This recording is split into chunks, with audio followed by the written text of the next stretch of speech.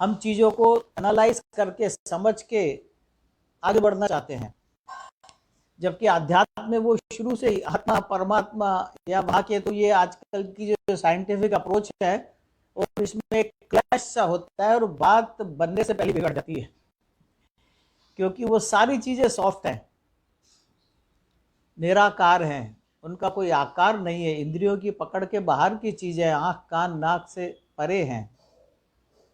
उन चीज़ों के बारे में बात करते हैं तो साइंस तो देखना भालना समझना, तो कहीं ना कहीं क्लैश होता है एकदम से।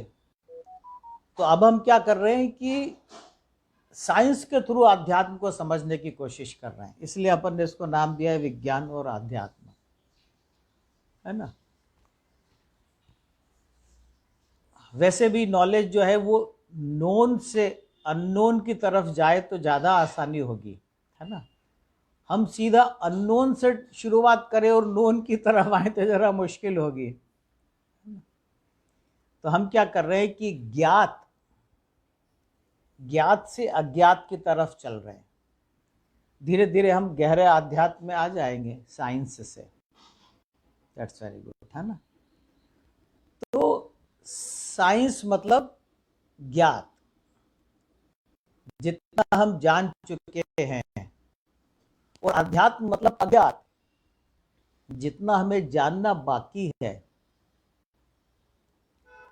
हम साइंस पे बहुत भरोसा करते हैं, अच्छी बात है, कोई बुराई नहीं है, प्रोग्रेस ही है, लेकिन अज्ञात अननोन जो है ये लाखों साल से काम करता आ रहा है चुपचाप, पता ही नहीं है हमको।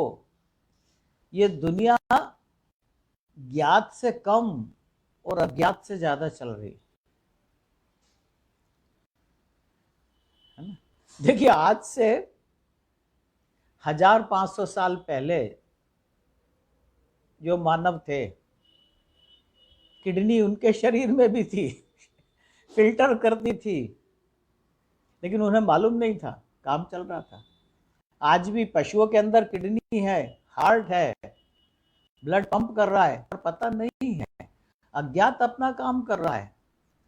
तो जैसे जैसे हमको ये चीजें पता पड़ती गई, ये ज्ञात हो गया, वरना काम तो अज्ञात ही कर रहा है ना।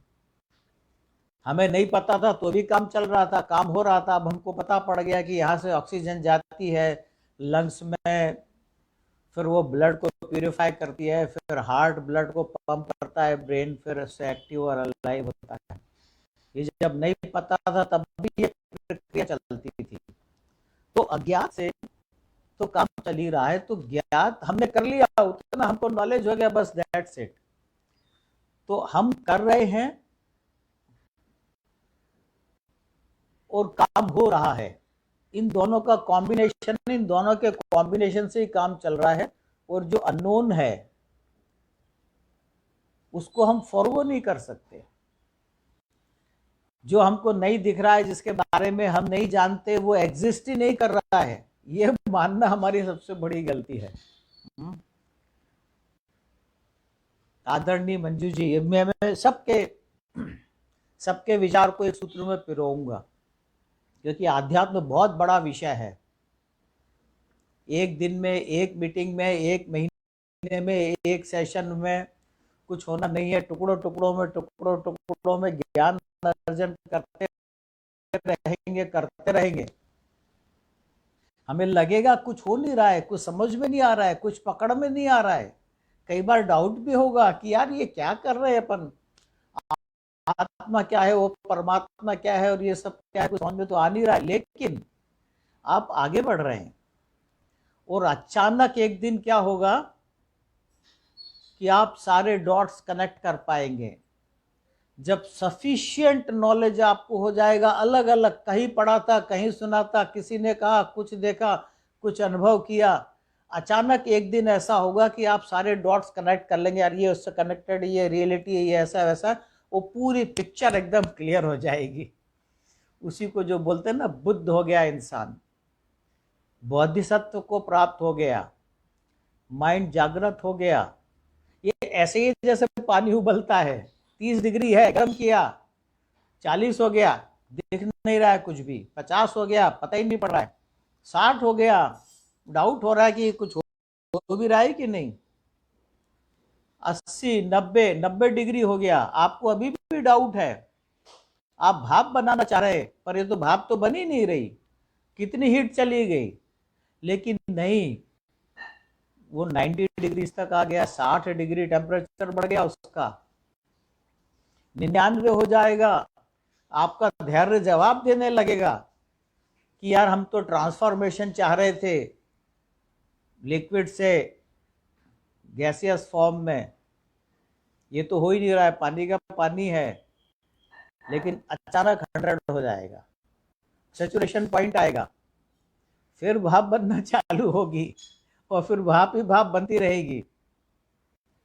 तो जितना हम सुन रहे हैं, समझ रहे हैं, पकड़ में नहीं भी आ रहा है तो भी उसको सुनिए, समझिए, आत्मसात कीजिए, चिंतन मनन कीजिए। ये विषय आध्यात्म का बहुत विशाल है और बहुत वैरायटी है, बहुत डायमेंशंस हैं, पूरा इमेजिनरी है। तो एंड तक कई बार क्लैरिटी, बहुत लंबे दूरी तय करने तक क्लैरिटी नहीं आएगी, और फिर जिस दिन क्लैरिटी आएगी, थिंग्स बिकम वेरी क्लियर। अच्छा, तो ये है वो आत्मा, और ये है वो परमात्मा, और ये है वो कनेक्शन, और ये है लाइफ। और क्यों बोलते आ रहे पुराने जमाने के लोग, है ना, कि आत्मा अमर है, अजर है, ये सारे चीज़ें जो सुनते आ रहे हैं, समझ में नहीं आ रही, सुनते आ रहे, फिर भी चलो मानते आ रहे, विश्वास है, जो बोल रहा है कुछ सोच के बोल रहा होगा करके, ये सारे फंडा एक दिन क्लियर होने वाले हैं। सिर्फ इच्छा शक्ति, आपकी इच्छा होना चाहिए, थोड़ा प्रयास होना चाहिए। सांसारिक ज्ञान तो बहुत ज़रूरी है, लेकिन थोड़ा थोड़ा आध्यात्मिक ज्ञान भी कलेक्ट करते रहे तो सांसारिक ज्ञान तो ये जीवन सफल बनाता है, और आध्यात्मिक ज्ञान परमात्मा से मिला देता है सीधा, है ना, वो बड़ा ज्ञान है, महाज्ञान है। अच्छा, साइंस का और आध्यात्म का कोई क्लैश नहीं है। साइंस में बोलते हैं ना, सिस्टमेटाइज्ड नॉलेज ऑफ फैक्ट्स, है ना, science is systematised knowledge of facts. लेकिन बाहर की दुनिया में जब हमने स्टडी करना चाहा मैटर को, the man wanted to study matter, physics बन गया। हम किसी भी फील्ड में जब रिसर्च करने बैठते हैं तो एक डायमेंशन निकल आती है ना, फिजिक्स बन गया। फिजिक्स भी मैटर और एनर्जी को डील करता है ना। जब भी एटम बम बनता है, 1 ग्राम यूरेनियम का एटॉमिक फिजन हुआ, कितनी एनर्जी जनरेट हुई, mc², तो वो मैटर को एनर्जी में कन्वर्ट कर दिया। तो मैटर एंड एनर्जी फिजिक्स, और आध्यात्म भी मैटर एंड एनर्जी, सूक्ष्म शरीर और स्थूल शरीर। तो स्थूल शरीर मैटर है, सूक्ष्म शरीर एनर्जी है, प्लस कॉन्शियसनेस, इसको मैं नेक्स्ट एपिसोड में डील करूँगा, ये प्योर आध्यात्म है। तो मैटर और एनर्जी में ये भी डील कर रहे हैं, मैटर और एनर्जी में वो भी डील कर रहा है, पर ये बाहर की दुनिया में काम हो रहा है, वो अंदर की दुनिया में काम हो रहा है, बस फर्क सिर्फ इतना है। बाहर हमने स्टडी किया, मैटर, फिजिक्स बन गया। मैटर का केमिकल कॉम्बिनेशन देखना चाहा, कंपोजिशन देखना चाहा, केमिस्ट्री बन गया। Man try to find out life in the matter, biology बन गया। तारों का स्टडी किया, एस्ट्रोनॉमी बन गया। तारों का असर जीव पे क्या आ रहा है पृथ्वी पे, एस्ट्रोलॉजी बन गया, है ना। तो साइंस बाहर वर्क कर रहा है, बहुत तरक्की कर ली, गाइडेड मिसाइल बना ली है, आध्यात्म अंदर वर्क करता है, गाइडेड पर्सन बनाता है। आध्यात्म अंदर घुसा, उसने देखा कि भाई ये स्टडी कौन कर रहा है, who is doing all this study. हम देख तो हमारी आंखें रही है, लेकिन आंखें तो खिड़की हैं। अब मैं घर में बैठा हूं, ये सामने खिड़की है, खिड़की में से देख तो मैं रहा हूं, खिड़की नहीं देख रही। तो आंखें तो जरिया है, आंखें तो इंद्री हैं जिनके थ्रू हम दुनिया को देख रहे हैं। पर कौन देख रहा है? वो मैं हूं, वो सूक्ष्म मैं हूं। इस पे अध्यात्म जाता है। कान से आवाज जा रही है, लेकिन अगेन कान एक जरिया है, इसके थ्रू जा रही है, लेकिन सुन कौन रहा है? ये हमारी कॉन्शियसनेस, ये हमारी चैतन्यता अंदर, खिड़की के अंदर से झांक हम रहे हैं, खिड़की नहीं। एक डेड बॉडी की भी आंखें होती हैं, पर वो देख नहीं रहा, क्योंकि देखने वाला अंदर से चला गया।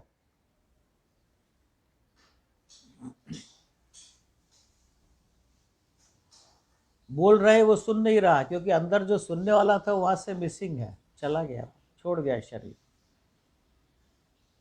इस पे पूरा एपिसोड अगला डेडिकेट करेंगे अपन, कि अंदर क्या क्या था जो सुन रहा था, क्या था जो निर्णय ले रहा था।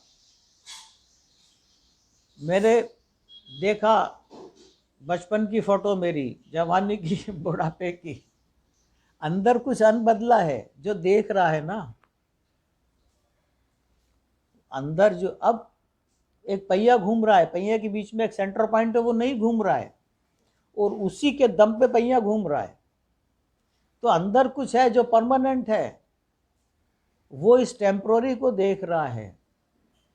तो वो क्या है? आध्यात्म में उसकी बात ज़्यादा की गई है, उस पर रिसर्च हमारे यहाँ बहुत ज़्यादा हुई है ना। मंजू जी ने एक चीज़ कही थी, ज्ञानी और अज्ञानी। तो ज्ञानी मतलब हम कितना जानते हैं, ज्ञात कितना है, और अज्ञानी मतलब अज्ञात कितना है। और ये जितना ह्यूमन रेस ने जाना है ना, वो सब नॉलेज को मिला भी दें तो 1-2% से ज़्यादा रहस्य नहीं जान पाए प्रकृति के। तो अब क्या ज्ञानी और क्या अज्ञानी? हम आपस में अगर फर्क भी देखेंगे तो 0.001% का आएगा। हम करते हैं, लेकिन काम होता है हमारा, उसमें 2% भी हो जाए तो बहुत है। 98% डिवाइन का है, 98% होता है, वो अननोन करता है, और उस अननोन को हम ईश्वर बोल देते हैं, अज्ञात शक्ति बोलते हैं, ओमनीपोटेंट बोलते हैं, ओमनीशिएंट बोलते हैं, कुछ भी बोल दें, पर वो होता। हम ही अब देखें कि हमने अपने जीवन में जो जो काम किया, उसमें से कितना मैंने किया और कितना हुआ, तो हम पाएंगे कि काम तो हुए ज़्यादा है, हमने करे कम है। ये एडमंड हिलेरी और तेंजिंग नोरगे जब पहाड़ पे चढ़ रहे थे, तो बहुत ही करीब थे माउंट एवरेस्ट के, पहली बार पहुंच के झंडा गाड़ने वाले थे। ट्रांसमीटर पे इनको मैसेज आया कि भैया बर्फ की आंधी चलने वाली है और दब जाओगे, वहीं मर जाओगे, वापस नहीं आ पाओगे, इसीलिए अब आगे मत जाओ, सेफली वापस आ जाओ, जान रही तो फिर चढ़ जाएंगे अपन। अब तेंजिंग नोरगे और एडमंड हिलेरी ने आपस में डिस्कशन किया कि क्या करना भैया, ये मैसेज आया है। उनने डिसाइड किया नहीं चलो चलते हैं, देखते हैं। चले गए, बर्फ की आंधी नहीं आई, प्रेडिक्शन था, लोगों ने किया, देखा होगा, पर नहीं आई आंधी, बच गए, झंडे गाड़ आए। आज हम याद रखते हैं कि पहले बार किसने फतेह किया।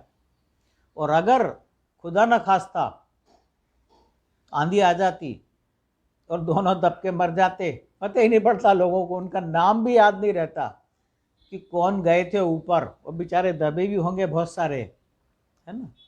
तो हम करते कम हैं और होता ज़्यादा है ना। मैं सबके तार जोड़ रहा हूँ, जो जो मैंने आपको कहा ना कि एक बार जब आप डॉट्स कलेक्ट करेंगे तो सब चीज़ें कलेक्ट हो जाएगी। शोभा रानी जी ने कहा था कि ये ईश्वर जो है इंद्रियों से परे है। हम जब इस अननोन को जानने की कोशिश करते ना कि ये कर कौन रहा है, तो हम इसको ईश्वर का नाम दे देते। ईश्वर नाम हम ही ने दिया, ईश्वर का नाम दे देते हैं कि ये ईश्वर कर रहे हैं। अभी हमें पता नहीं है और ईश्वर की खोज में निकल पड़ते हैं, वहां गड़बड़ हो जाती है, क्योंकि ईश्वर मिलने वाला ही नहीं है। क्योंकि मिलेगा तो आप पहचानेंगे कैसे? वो इंद्रियों से तो परे है। जो आपको चीजों को पहचानने की क्षमता है, ये पांचों इंद्रियों द्वारा है, वो उनके परे है। मैं उसको एलोबोरेट करता हूं। उन्होंने, शोभा रानी जी ने कहा था कि वो इंद्रियों से परे है ना। तो अब आप ईश्वर को खोजने जाएंगे तो वो आपको मिलने वाले नहीं हैं, क्योंकि आंखों से दिखता नहीं है, दिखेंगे नहीं, वो कानों से सुनाई नहीं देंगे, टच नहीं कर पाएंगे। अब आप सोचो भाई ऐसा कैसे हो सकता है? तो क्यों नहीं हो सकता? बहुत सी चीजें ऐसी है जो इनके परे हैं। जैसे म्यूजिक है, नहीं दिखता आंखों से। सुगंध है, नहीं दिखती आंखों से, है ना। कोई चीज कान के परे रहती है। अब कलर है, उसका क्या साउंड है? खुशबू है, जास्मीन, केवड़ा, गुलाब, रोज, उसको कहाँ देख सकते हैं हम? क्या सुन सकते हैं? अच्छा, कलर है, कलर की कोई आवाज नहीं, कलर की कोई स्मेल नहीं, सूंघ के का। तो कोई चीज ऐसी है जो आंखों की पकड़ के बाहर है, कोई चीज ऐसी है जो कानों की पकड़ के बाहर है, कोई सी ऐसी चीज है जिसको की स्मेल नहीं है। म्यूजिक की क्या स्मेल है? तो कोई सी ऐसी चीज है जिसका कोई टेस्ट ही नहीं है, कोई सी चीज ऐसी है जिसको छू नहीं सकते आप। तो अपनी इंद्रियों के पकड़ के बाहर भी कुछ कुछ है। तो कुछ चीज ऐसी भी हो सकती है जो पांचों इंद्रियों की पकड़ के बाहर हो, पांचों के बाहर। अब आप उसको कैसे जानेंगे? अब आप बोलो साहब ऐसी तो कोई चीज है ही नहीं है, एग्जिस्ट ही नहीं करती। वही मैंने कहा कि जो चीज, भाई हमको ये दुनिया देखने समझने के लिए, मैं इसको इस पे पूरा एपिसोड दूंगा। ये ईश्वर ने जो मैं है, जो मेरी कॉन्शियसनेस है, जो ये चैतन्यता है, जो उस ओमनीशिएंट नॉलेज के सागर से जो बूंद अलग हुई है, उस बूंद को दुनिया में एक्सपेरिमेंट कर सके, इसके लिए एक शरीर दिया। ये बॉडी उसके लिए प्रयोगशाला है। अन्नमय कोश, प्राणमय कोश, विज्ञानमय कोश में अपन इसको जानेंगे। तो बॉडी उसके लिए प्रयोगशाला है। ये ब्लड बनना, खाना पचना, ब्लड बनना, ब्लड पंप होना, ब्रेन का अलाइव रहना, और यहाँ आके वो निवास करके आपकी आत्मा, आपकी सोच। तो अब आप ये देखें कि आपकी इच्छाएं ना दिखेंगी, ना सुनाई देगी कुछ। इच्छाएं आप में हजारों हैं, मेरे को दिखाई नहीं दे रही। मेरे में हजारों लाखों इच्छाएं, आपको दिखाई नहीं दे रही। तो इच्छा एक ऐसी चीज है जो हमारी इंद्रियों से परे है। याददाश्त, हमारी मेमोरी हमारे पास है, ना किसी को दिखा सकते, ना सुना सकते, ना कोई उसका अंदाज लगा सकता कितनी है, क्या है, कैसी है, नहीं। तो ऐसी बहुत सी चीजें हैं दुनिया में जो हमारी इंद्रियों की पकड़ के बाहर है। उसी में तो फिर ईश्वर तो है ही, तो अब कहाँ ढूंढोगे उसको? और अभी हम जिस शहर में रहते हैं वो तो पूरा देखा ही नहीं हमने, बॉम्बे या भोपाल पूरा देखा ही नहीं। कहाँ दुनिया बनाने वाले को देखने चले? नहीं। आप सिर्फ ऐसा कर सकते हैं, इतना कर सकते हैं अपन, कि जो अननोन काम कैसे करता है उसका कानून समझ लें, उसके रूल्स एंड रेगुलेशन समझ लें, उसकी कार्यशैली समझ लें, उसके क्रियाकलाप समझ लें, और धीरे धीरे उन गुणों को आत्मसात करते चले। जैसे पाल वाली नौका में बैठते ना हम, जिस डायरेक्शन में हवा बह रही है, हमको किसी और डायरेक्शन में जाना है, तो हम पाल को थोड़ा सा घुमा लेते हैं, तो मनचाही डायरेक्शन में तो हम चले जाते हैं। हवा की डायरेक्शन चाहे कोई भी हो, वेट नहीं करते कि सब इस डायरेक्शन में हवा आएगी तभी जाएंगे, या हवा के खिलाफ चप्पू चलाएंगे, बहुत मेहनत लगेगी। तो पाल वाली नौका में क्या करते हैं, थोड़ा सा दिमाग से उसको पाल को एडजस्ट किया, अब वो हमारी नाव हमारी डिजायर्ड डायरेक्शन में जाएगी। तो हम ईश्वर की मर्जी को समझते हुए अपना काम कैसे करना, वो जब करेंगे तो कम मेहनत में ज़्यादा काम हो जाएगा। यही तो एफिशिएंसी है। एफिशिएंसी और है क्या? एफिशिएंसी ये कि आप मेहनत कम करो और रिजल्ट ज़्यादा आए, काम ज़्यादा हो, दिस इज एफिशिएंसी। तो जब आप ईश्वर के कार्य करने की शैली, ईश्वर मतलब प्रकृति, प्रकृति मतलब मदर नेचर, उसको किसी भी नाम से बुला लो, है ना। तो जब हम उसकी कार्यशैली समझ लेते हैं और उसके अनुसार काम करते हैं तो हमारी चीज़ें बड़ी इजी हो जाती हैं, हम बड़े आसानी से। तो हम क्या करें कि उनको ढूंढने के चक्कर में ना पड़े, क्योंकि वो मिल नहीं पाएंगे, मिल पाएंगे तो देख नहीं पाएंगे, पूरा शहर तो ढंग से देखा नहीं, और कहाँ दुनिया देखे और दुनिया को बनाने वाले को देख लेंगे। पर ये जरूर है कि हम उसकी तरफ बढ़ सकते हैं, जैसे जैसे हम उनके गुण धर्म समझें कि भाई क्या चीज पसंद आती होगी ईश्वर को, है ना। डेफिनेटली हम सब उनके बच्चे हैं, तो एक बच्चा दूसरे बच्चे से हाँ समझना संभव, यस। ईश्वर को समझना क्या है, आप उसके गुण धर्म कानून। गवर्नमेंट ऑफ इंडिया को हमने नहीं देखा, गवर्नमेंट ऑफ इंडिया कोई है ही नहीं, एक व्यवस्था है, president, prime minister, MLA, MP सब है, लेकिन गवर्नमेंट ऑफ इंडिया तो एक व्यवस्था है, एक एब्स्ट्रैक्ट है। सब मुझे गवर्नमेंट ऑफ इंडिया से मिलना है, तो भैया गवर्नमेंट ऑफ इंडिया है ही नहीं। क्या कहोगे? गवर्नमेंट ऑफ इंडिया के रूल्स पढ़ लो, कॉन्स्टिट्यूशन पढ़ लो, ये करना है, ये नहीं कर सकता, ये हमारा झंडा है, कानून पढ़ो, उसको फॉलो करो और इंडिया में रहो। तो ईश्वर के कानून पढ़ लें तो ये हो सकता है कि आप उसको समझते समझते समझते समझते उसकी ओर बढ़ चलें, तो आप ईश्वर में एकाकार हो सकते हैं। अल्टीमेटली वो पॉसिबिलिटी है।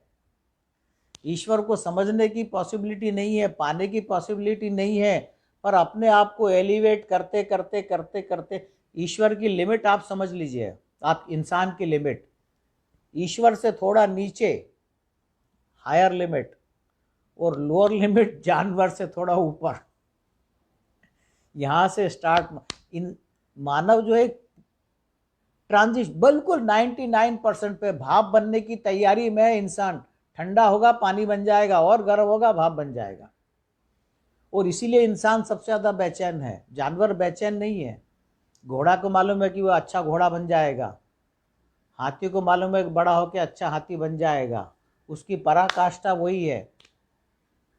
घोड़े को घोड़े ही बनना है, हाथी को हाथी बनना है, लेकिन इंसान देवत्व की ओर जा सकता है। इंसान की लिमिट ईश्वर के करीब बिल्कुल एकाकार हो सकता है। ये अपन सब देखेंगे कि कैसे कैसे अपने को एलिवेट करता हुआ, और या गिर गिर के। और इसीलिए इंसान खुश नहीं है। पुल है ये, पशु मतलब सारे प्राणी, और ईश्वर मतलब ओमनीपोटेंट, ओमनीशिएंट के बीच का ट्रांजिशन पीरियड है। या तो इधर चला जाए या उधर चला जाए। और हर एपिसोड, हर घटना, हर दुर्घटना आपको या तो इधर ले जाती है या उधर ले जाती है, या आपको पशु बनाती है या आपको देवता बनाती है। अब आपको करना ये है कि जो भी हो, हम ऊपर नीचे ना होकर के एक ही डायरेक्शन में धीरे धीरे आगे बढ़ जाए, है ना। चलिए मैं थोड़ा सा फास्ट चलता हूँ। नमिता जी ने बताया था हमारा ईगो। अब कैसे हम अपनी जीवन को आसान बनाएंगे, देखिए। जब हम बोलते आई वॉन्ट पीस, तो दो चीजें हैं। नमिता जी ने कहा था ईगो, और सुषमा जी ने कहा था डिजायर। देखिए ईगो को तो अपन ने देख लिया। ईगो मतलब अहंकार, अहंकार मतलब ज्ञात, मैं बहुत ज्यादा जानता हूं। और कितना जानते हैं? सारी मानवता मिला के 2% से ऊपर नहीं है। तो ये आपका अहंकार ही है कि मैं बहुत काबिल हूं, मैं बहुत समझदार हूं। भाई आप समझदार हैं, पर जितना आपने पढ़ा, आप पास्ट को देखेंगे उतने आप समझदार हैं। जितना समझदार मैं आज हूं उतना पहले कभी नहीं था, लेकिन जितना अज्ञानी मैं आज हूं उतना फ्यूचर में कभी नहीं रहूंगा। फ्यूचर के हिसाब से देखूंगा तो मैं आज बहुत अज्ञानी हूं, बालक ही हूं, और पास्ट के हिसाब से देखूंगा तो मैं बड़ा मैच्योर हूं। तो जब मुझे डिसीजन लेने का मौका आएगा, मैं मान के चलूंगा भैया मेरा पास्ट नॉलेज, पास्ट एक्सपीरियंस ये है, आज मेरे को टालम टोल नहीं करना है, लॉक करना है, तो मैं एट ए टाइम ज्ञानी भी हूं और एट ए टाइम अज्ञानी भी हूं, है ना। तो ये है ईगो। अब हमने ये समझ लिया है कि भैया हम तो पहाड़ पे चढ़ रहे हैं, अब तूफान तो ईश्वर के हाथ में है, तो हम अज्ञात को साथ में लेके चलें, घमंड ना करें, अपना ईगो ना करें, क्योंकि ईगो रहेगा तो क्रोध है, मोह है, लालच है, मैं कर रहा हूं, मुझे मिलना चाहिए, ये डिजायर भी ईगो की वजह से आती है कि मुझे चाहिए ये। अब जैसे मैंने डिजायर करा, मेरे अंदर एक कमी महसूस हो गई, मुझे कार चाहिए, मतलब मेरे अंदर एक नीड क्रिएट हो गई, यानी अंदर से मैं महसूस करने लगा कि कार के बिना मेरा जीवन अधूरा है। हाँ, ये भी इन्होंने कहा था सुषमा जी ने, हाँ, कि अपूर्णता का एहसास हो, रिक्तता का एहसास होता है। तो जैसे मैंने डिजायर बढ़ाई, मेरे अंदर एक रिक्तता का एहसास होगा कि यार ये मुझे चाहिए, इसके बगैर मेरा जीवन अधूरा है। तो जितनी ज़्यादा डिजायर होती है उतना ज़्यादा हमारे अंदर खालीपन आता है, उतना ज़्यादा हम अंदर से अधूरा महसूस करते, अपूर्ण महसूस करते हैं। और जितना ज़्यादा ईगो होता है कि भाई मैं कर रहा हूँ, मैं कर सकता हूँ, मुझे मिलना चाहिए, तो डिजायर पूरी नहीं होती, उतना ही हमको फिर क्रोध आता है ना। तो डिजायर बढ़ गई, नीड क्रिएट हो गई, पूरी नहीं हो रही तो क्रोध आ रहा है। अच्छा, मान लो छोटी मोटी डिजायर थी, पूरी भी हो गई, तो लालच बढ़ गया, और मिल जाए, है ना। लोभ बढ़ गया, कोशिश किया, मिल गई, तो लालच बढ़ गया, और मिल जाए। अच्छा, और मिल गई ना, तो भी अंदर तो मैं हूं, मैं, है ना, तो मोह हो जाता है कि अब ये छूट ना जाए, पा लेने की बेचैनी और खो जाने का डर, बस इतना ही है जिंदगी का सफर। तो डिजायर मतलब बेचैनी पाने की, और एक बार पा लिया तो खो ना जाए, उसका डर चालू हो जाता है। तो ईगो और डिजायर, जब तक दो चीज रहेंगी आप टेंशन में रहोगे। दिव्या जी का एक सवाल था कि मैं को खत्म कैसे कर सकते। जब हमने, नीलू जी ने कहा था ना कि जब हरी नहीं थे, तब दिव्या जी ने एक सवाल किया था, मैं को खत्म कैसे करना। लेकिन खत्म नहीं करना, खत्म इसलिए नहीं करना कि ईश्वर ने जो जो क्वालिटी हमारे अंदर दी है वो सब जरूरी है, लेकिन कौन सी कम कौन सी ज्यादा। तो मैं को कम कम कम कम कम करते जाओ, डिजायर को कम कम कम कम कम करते हैं, जरूरी। तो जितना आप मैं को कम करेंगे, आपका क्रोध कम हो जाएगा, लालच कम हो जाएगा, ईर्ष्या कम हो जाएगी, ये कम होता जाएगा, लाइफ रिलैक्स हो जाएगी। डिजायर कम करेंगे तो बेचैनी कम हो जाएगी, डर कम हो जाएगा। तो जब हम बोलते हैं आई वांट पीस, आई यानी ईगो ड्रॉप कर दो, वांट मतलब डिजायर ड्रॉप कर दो, तो पीस ही पीस बचेगा। तो मैं को हमें खत्म नहीं करना है, मैं को हमें लगातार कम करते जाना है। इस पे एक बहुत अच्छा दोहा तुलसीदास जी ने लिखा है कि जननी जनक बंधु सुत दारा, जननी जनक बंधु सुत दारा, तन धन भवन सुहृदय परिवारा, ताकि ममता ताग बटोरी, बांधव मोरी पगभर जोरी। मतलब जननी मतलब माँ, जनक मतलब पिता, बंधु मतलब भाई बहन, सुत मतलब बेटा बेटी, दारा मतलब स्पाउस पति या पत्नी।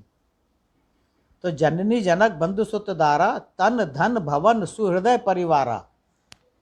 तन धन भवन, सुहृदय, सुहृदय मतलब मेरे शुभचिंतक, परिवारा मतलब मेरे परिवार वाले, इनसे जो मेरे मोह के धागे उलझे हुए हैं, इन सबको वहां से खींच के एक मोटी रस्सी बना के ईश्वर के पग से बांध लो, तो आप रिलैक्स। अच्छा, ये संबंध तोड़ना नहीं है, जैसे हमने कहा ना, मैं को खत्म नहीं करना, डिजायर को भी जीरो नहीं करना, थोड़ा मैं रहेगा ना, तभी तो आप ही तो करोगे, पूजा भी करोगे, तो काम भी करोगे, प्रयास भी जरूरी है। पूर्ण मतलब ज्ञात और अज्ञात मिलकर ही पूर्ण होता है।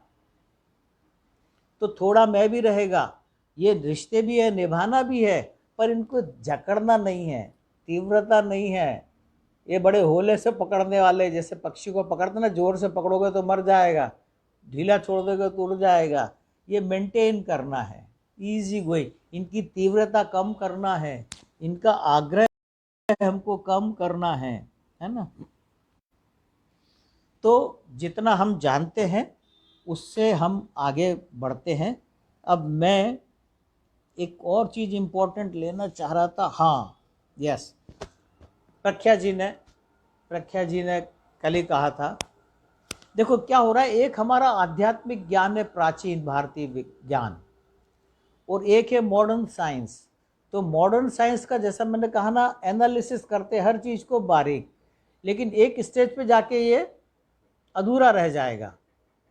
मेरे एक मित्र थे, उनके फादर का पार्किंसंस का इलाज किया तो इतनी स्ट्रॉन्ग दवा दे दी न्यूरो सर्जन ने कि उनकी किडनी फेल हो गई। तो हम जब एक्सपर्टीज पे आते हैं तो इतने एक्सपर्टीज पे ना चले जाएं कि टोटलिटी में खत्म हो जाए। अब कार है, कार में से हमने टायर अलग कर दिए, बॉडी अलग कर दी, इंजन अलग कर दिया, स्टीयरिंग अलग कर दिया, ब्रेक अलग कर दिया, सब चीज अलग कर दी, भले एक कमरे में रख दी, एक ढेर बना दिया, पर अब वो कार नहीं रही, वो ब्रेक ब्रेक ब्रेक ब्रेक हो गया। तो इंसान पूरी बॉडी है, ये पूरा सिस्टम है, इसको टोटलिटी में ही काम करना है, इसको कट कट कट करके ऐसा एनालिसिस नहीं कर सकते, साइंटिफिक अप्रोच यहां नहीं चलेगी, है ना। तो हमको बड़ा केयरफुल यूज करना। अच्छा, वो लोग जैसा अपन ने कहा था ना, उन्होंने 45 की एज में आके सब चीजें सीखी हैं, तो उन्होंने पूरा वृहद लेने के बजाय उसका एक एरिया लिया, उसके डीप चले गए, हम उसी में बड़े खुश हो जाते हैं। लेकिन हमारा तो पूरा टोटलिटी में, वो तो हमारे तो नाड़ी वैद्य हाथ देख के पूरी बॉडी का हाल बता देते थे। सीक्रेट मैंने भी पढ़ा, सीक्रेट, रोंडा बर्न राइटर जो थे, उन्होंने डीवीडी निकाली, उसकी लाखों कॉपीज बिकी, करोड़ों रुपए रोंडा बर्न ने कमाए, और उन्होंने दिया एक law of attraction. Law of attraction यानी हम सोचते हैं और वैसा हो जाते हैं। अब देखिए, अपने को ये चीज़ एकदम से अपील नहीं करती, लेकिन हमारे हिंदू धर्म ग्रंथों में किस तरीके से इस चीज़ को समझाया गया है वो आप समझ लें। हमने कोई चीज़ सोची और इतनी तीव्रता से, इतनी गहराई से सोची कि हमारा रोम रोम उस पर बिलीव करने लग गया, हमारी पूरी बॉडी पे बिलीव करने लग गया, हमारी पूरी बॉडी का हर पार्ट मॉलिक्यूलर लेवल पे भी उसको बिलीव करने लग गया। लेकिन ये बिलीफ हमारे अंदर काम करता है, बाहर काम नहीं करेगा। मैं चाहूं कि मैं इसकी गेंद पे छक्का मार दूं, शोएब अख्तर की गेंद पे, तो अब ये आउटसाइड हो गया। तो पॉजिटिव एटीट्यूड से मैं बाहर काम करूंगा, थोड़ी हेल्प मिलेगी, पर कंप्लीट नहीं होगा वो, क्योंकि दूसरे की भी एनर्जी है, बहुत सारे फैक्टर्स इन्वॉल्व हैं। लेकिन ये जो फैक्टर्स हैं ये हमारे अंदर 100% काम करेंगे, हमारी पूरी बॉडी उस डायरेक्शन में चली जाएगी। तो अब हमें करना क्या है, जैसे हमें चाहिए, अब उनने रोंडा बर्न ने कहा कि भाई आपको BMW कार चाहिए, तो BMW कार का फोटो लगा लो अपने घर में और उसको देखो। अब क्या हुआ, यहाँ वही हो गया कि आपने डिजायर तो बढ़ा ली और बढ़ा ली और गहरी कर ली, लेकिन अगर आपने एफर्ट्स नहीं किए तो आपको चीजें नहीं मिलेंगी, तो फिर फ्रस्ट्रेशन होगा, अधूरा लगेगा। आपको ड्रैग करके आपकी सारी एनर्जी जो बाहर लग रही है उसको अंदर लाना है। तो हमारे गीता का ज्ञान कहता है कि कर्म फल पे नहीं, कर्म पे ध्यान लगाओ, फोकस कर्म पे करो। मुझे क्या करना है, अब मुझे कार चाहिए, तो कार के लिए मुझे पैसे चाहिए। अब ये पैसे कौन देगा? समाज देगा। क्यों देगा? कार खरीदने के लिए कोई देगा नहीं, वो देगा, मैं कुछ दूंगा उसके बदले में, एवज में। तो या तो मैं कोई प्रोडक्ट दूं या मैं कोई सर्विसेज दूं। तो मैं ऐसा क्या करूं कि लोग मुझे पैसे दें? ये हम क्या कर रहे हैं? फोकस को शिफ्ट कर रहे हैं कर्म फल से कर्म की तरफ। मुझे पाना है, मुझे तालियां पानी है आपसे। अब मैं खाली तालियां तालियां तालियां की उम्मीद करता रहूंगा, फ्रस्ट्रेशन होगा, क्योंकि मैं कर कुछ नहीं रहा हूं। तो तालियां मिलने से रही, लेकिन मैं देखूंगा कि तालियां कब मिलेंगी, जब मैं अच्छी अच्छी बातें अच्छे अच्छे तरीके से कन्विंसिंग वे में बताऊंगा। अब ताली भले ही मिले या ना मिले, मैं तो इंप्रूव कर गया। BMW मुझे मिले या ना मिले, पर मैंने वो तरीका तो सोच लिया कि मैं जो काम करूंगा जिसके बदले में लोग मुझे पैसा देंगे। अब मैं क्या कर सकता हूं? मान जैसे मैं लेक्चर मोटिवेशनल स्पीकर हूं, तो मैं ये विजुलाइज करूंगा कि मैं जहां जाता हूं, जो किताब उठाता हूं, उसमें मुझे काम की बातें दिख जाती हैं। मैं पिक्चर देखता हूं, मुझे काम की बातें दिख जाती हैं। मैं उनको नोट कर लेता हूं। कोई मुझे आता है, मुझे बताता है बड़ी यूजफुल बातें, मैं उनको नोट कर लेता हूं। नोट कर लेता हूं और उसके बाद जब मैं स्टेज पे खड़ा होता हूं तो मेरे को सारी चीजें याद आ जाती हैं और मैं अच्छा लेक्चर दे पाता हूं। तो मैं इसको फोकस करूंगा। तो जैसे देखिए, आंख से सभी देखते हैं, तो वो सांसारिक दृष्टि देखना हो गया। लेकिन जिसके पास लक्ष्य होता है वो अपने काम काम की चीज देख लेगा। जिसके पास लक्ष्य नहीं है वो तो जो मन में आए देखता रहेगा। पढ़ने को सब पढ़ लेते हैं, लेकिन जिसके पास लक्ष्य है कि मुझे क्या पढ़ना है, वो काम काम की चीज पढ़ेगा, वो ज्यादा फोकस रहेगा, 90% वेस्ट छोड़ देगा। और अब इसको बोलते हैं दृष्टि। देख सभी रहे, लेकिन जिसके पास लक्ष्य है उसकी दृष्टि है, खास खास जगह पे पड़ेगी। और जिसके पास आध्यात्म का ज्ञान है वो लक्ष्य भी सही निर्धारित करेगा। अब मैंने सोचा मैं क्रिकेट का पढ़ूंगा, मैं बॉलीवुड का पढ़ूंगा, मैं पॉलिटिक्स का पढ़ूंगा। दूसरे आदमी ने सोचा कि मैं हेल्थ का पढ़ूंगा, मैं आध्यात्म का पढ़ूंगा, मैं मान लीजिएगा वो न्यूट्रिशनिस्ट है, न्यूट्रिशन के बारे में तो वो सब्जेक्ट दूरगामी है।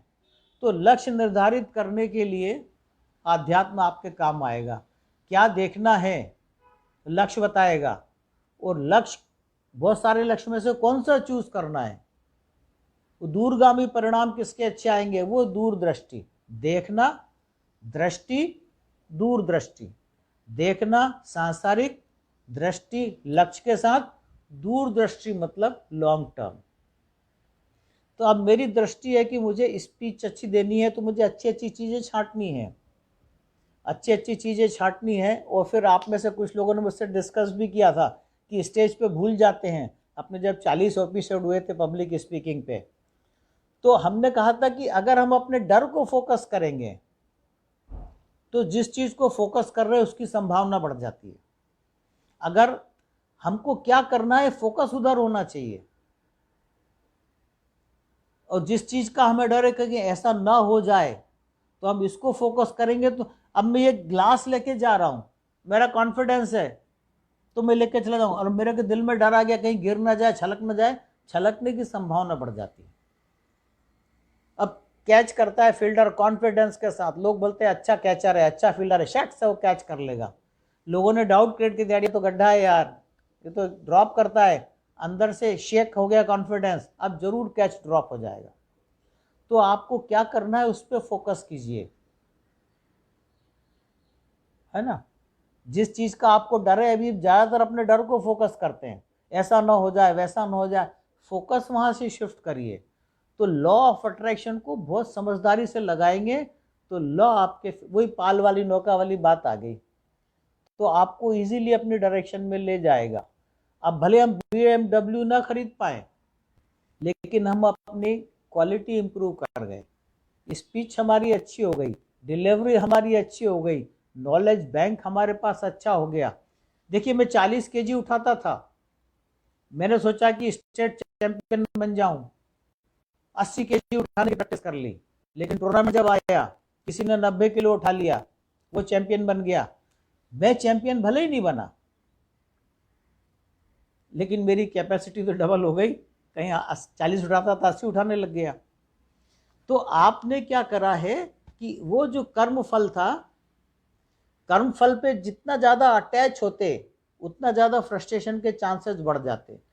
तो ये कर्म फल तो एज ए रिजल्ट आएगा, उसके लिए जो मैंने अपने आप को एलिवेट किया, अपने आप को तैयार किया, तो ये तो मेरा परमानेंट, अब ये 80 किलो तो मैं परमानेंट उठा पा रहा हूँ, काबिलियत तो मेरी बढ़ ही गई।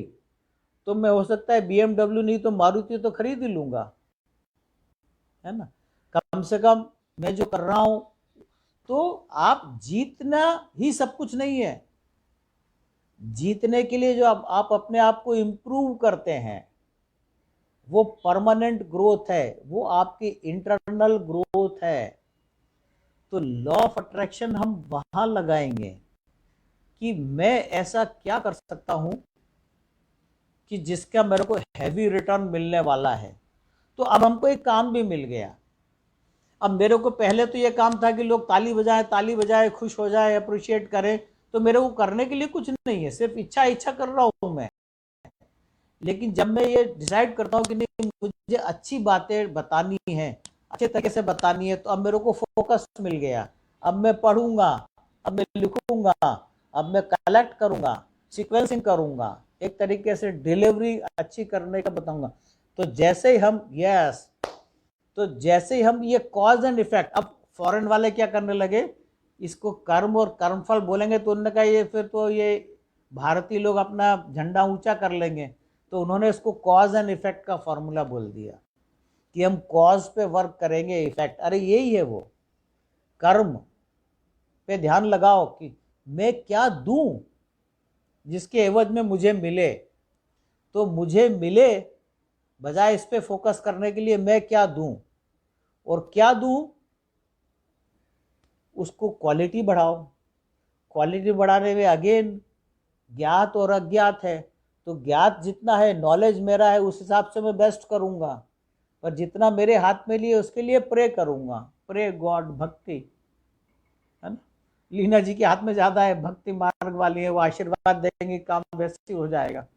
तो क्या है कि प्रे करो as if everything is in divine hand. Pray करो तो ऐसे करो कि सब कुछ ईश्वर के हाथ में है, काम करो तो ऐसा करो जैसे सब कुछ मेरे हाथ में है। तो मैं रहेगा तो सही जिंदा, एफर्ट कम नहीं होना चाहिए इतना। तो अननोन वाला पार्ट जो है वो सरेंडर वाला पार्ट है, और जो नोन वाला है ये कर्म का है, ये ज्ञान का है।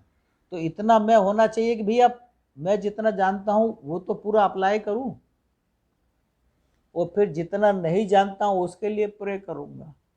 तो दोनों को मिलके ही पूरा होगा।